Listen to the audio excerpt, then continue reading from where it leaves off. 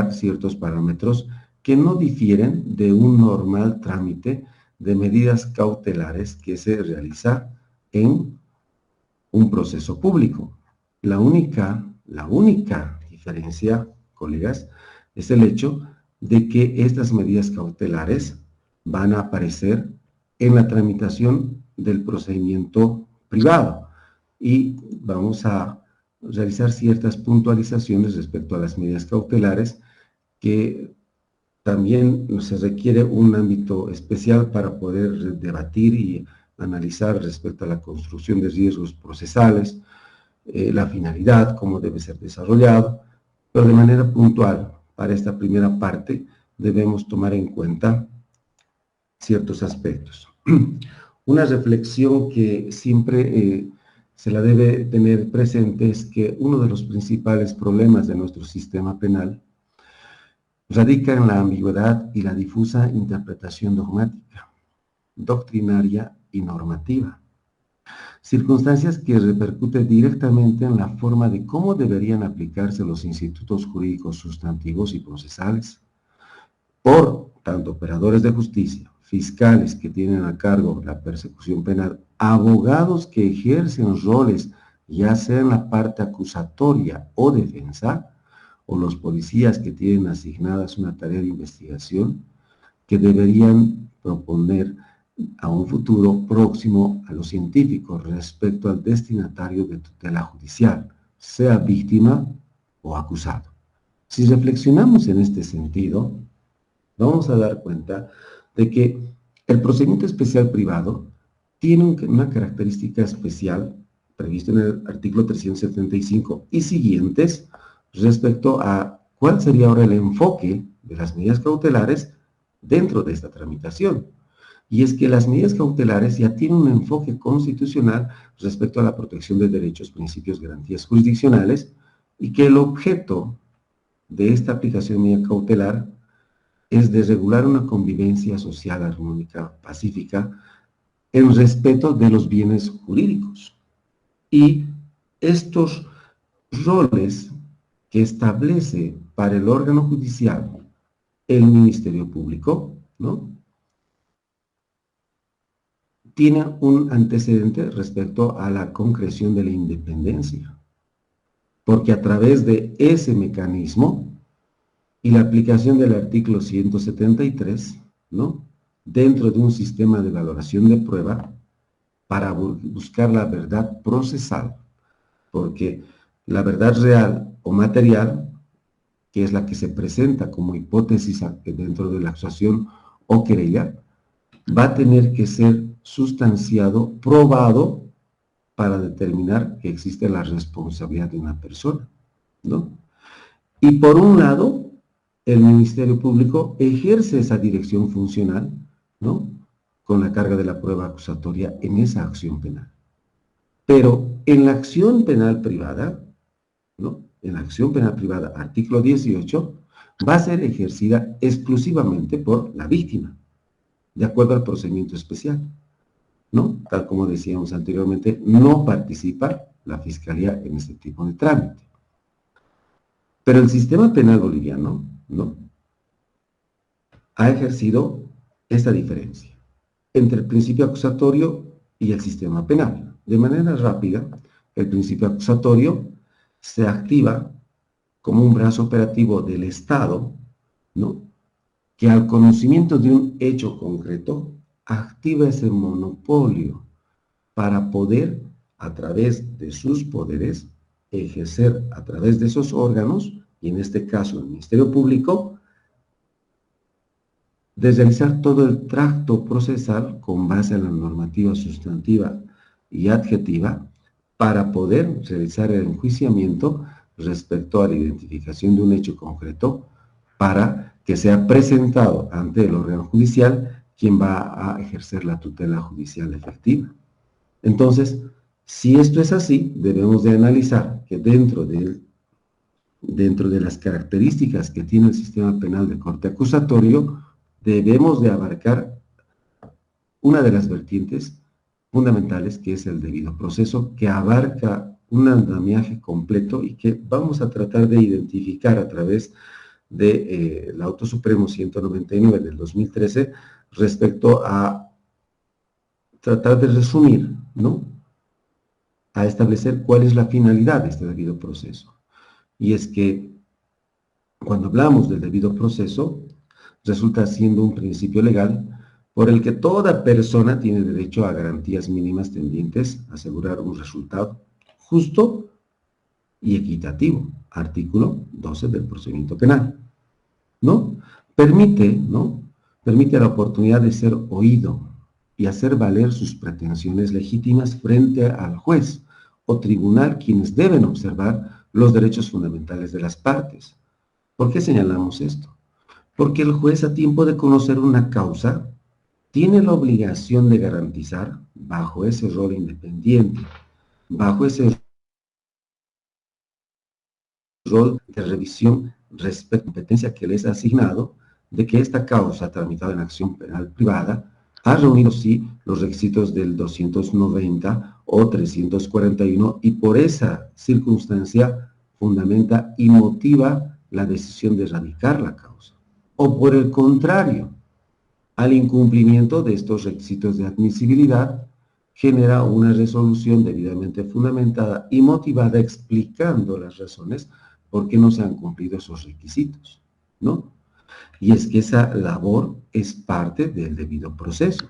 porque se está escuchando a la víctima o se le está dando la tutela judicial o se le está determinando que debe activar correctamente para que el procesado que vaya a conocer este contenido de acusación o querella sepa y conozca los alcances del por qué se le está insertando en ese rol de procesado para que asuma defensa respecto a esta pretensión, ¿no? Entonces, el debido proceso, ¿no?, también ha sido desarrollado por diferentes sentencias constitucionales, entre ellas la 0871/2010-ED, que señala, ¿no?, que este debido proceso, ¿no?, es de aplicación inmediata, vincula a todas las autoridades judiciales, administrativas y constituye una garantía de legalidad procesal que ha previsto el constituyente para proteger la libertad y seguridad jurídica y a través de la fundamentación y motivación de las resoluciones sean enteradas las partes por qué ha sido admitida o por qué ha sido desestimada o por qué una resolución de objeción de querella ha dado curso a las observaciones como segundo control o segundo filtro por la parte imputada, o por qué razón se ha declarado la improcedencia de este tipo de incidente. Y lo mismo va a ocurrir en todo el desarrollo del tracto procesal, velando de oficio de que se cumpla esa igualdad de partes dentro de este contenido de lo que es el debido proceso. Si esto es así, necesariamente cuando hablamos de las medidas cautelares, viene a ser un acto jurisdiccional que activa el Ministerio Público como parte del monopolio del Estado. Y el Ministerio Público asume esa personificación de la sociedad constituida en víctima para que pueda ser protegida oportunamente por el Estado. Pero de acuerdo al artículo 18, va a ser exclusivamente activada ¿por quién? Por la víctima, de manera personal. Entonces, hay una gran diferencia entre lo que es un proceso penal público y un proceso penal privado, ¿no? Entonces, estas medidas cautelares podríamos definir que son restricciones en la esfera de la libertad del imputado o que afectan los derechos establecidos en la Constitución respecto a este procesado, ¿no?, dentro de este ámbito que es consagrado el Instituto de la Presunción de Inocencia, ¿no? Y este parámetro está respaldado en las leyes fundamentales con base a los instrumentos y tratados internacionales. Entonces, cuando hablamos de las medidas cautelares constitucionalmente, el artículo 23 señala que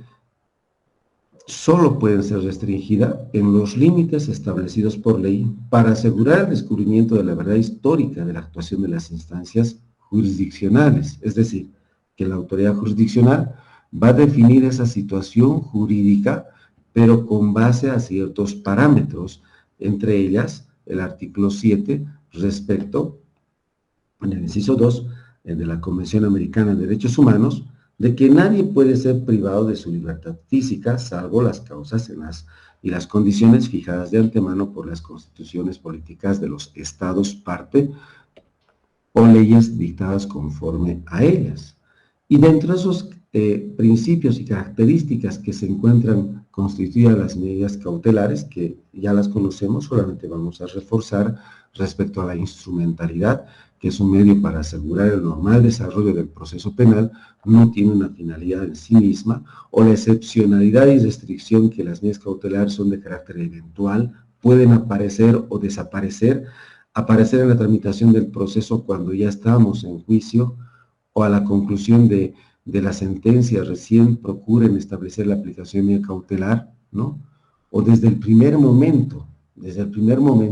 en que se activa la pretensión penal en los casos públicos. En el procedimiento privado, lo que se establece es que hasta antes de la conciliación no podría aplicarse una medida cautelar por una razón lógica. Nadie va a una conciliación con un arma apuntándole en la cabeza. Perdón el ejemplo. Pero no podemos hablar de restricciones de derechos si antes no se ha agotado la vía conciliatoria que establece el artículo 377. De ahí que cuando se solicita a tiempo de plantear una acusación particular o querella, lo que se hace es que si en el otro sí se solicita la aplicación de una medida cautelar, se determina el mismo sea considerado después de agotar la vía conciliatoria, que dentro de un marco de igualdad de partes, el tribunal debe garantizar de que las partes voluntariamente asuman esta posibilidad de asumir defensa, ¿no?, en esta instancia, y si se agota la parte conciliatoria y no existe una conciliación, necesariamente lo que va a ocurrir es continuar con la tramitación del proceso,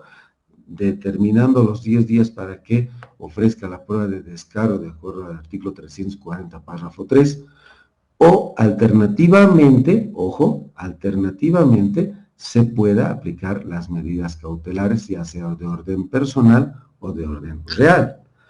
Otra de las características es la jurisdiccionalidad, y tiene que ver que solo pueden ser adoptadas por el órgano judicial competente, ¿no?, durante cualquier momento de la tramitación del proceso, a través de una resolución debidamente fundamentada y motivada. Otra de las características es la provisionalidad y temporalidad. Puede ser que aparezcan como también desaparezcan, ¿no?, o puedan ser nuevamente modificadas en el tiempo, porque puede ser que se haya aplicado una medida de presentación, de arraigo, pero no ha cumplido en el tiempo establecido, lo que ha significado que se pida una revocatoria de medida cautelar ante ese incumplimiento y se agrave esa situación, llegando inclusive a una detención domiciliaria, considerando el artículo 232, porque en delitos de orden privado no existe la detención preventiva, salvo que se analice algún delito por conversión de acción que pueda determinar de alguna forma una detención preventiva, que no ocurre por lo general en esta clase de tramitación, porque los delitos públicos siguen siendo delitos de orden público. Lo único que cambia, reitero, es la tramitación en este tracto procesal privado, ¿no? Otra de las características es la proporcionalidad. Y cuando hablamos de la proporcionalidad, necesariamente debemos de hacer una distinción respecto a la naturaleza del hecho y la adopción de cuál de las medidas que establece el cargo del artículo 233 puedan adoptarse en estos casos. Ahora, ¿cuál es la finalidad? Y la finalidad la vamos a encontrar en el artículo 221. ¿Por qué? Porque tiene tres componentes. La primera es garantizar, ¿no?, los fines del proceso penal mediante el aseguramiento de que el imputado no se va a fugar, ¿no es cierto? Contar con una normativa que, a tiempo de respetar los derechos y garantías de los ciudadanos, establezcan los mecanismos y criterios para precautelar de forma paralela el ejercicio de la facultad de investigación y sanción de los delitos. Pero el artículo 221 tiene en sí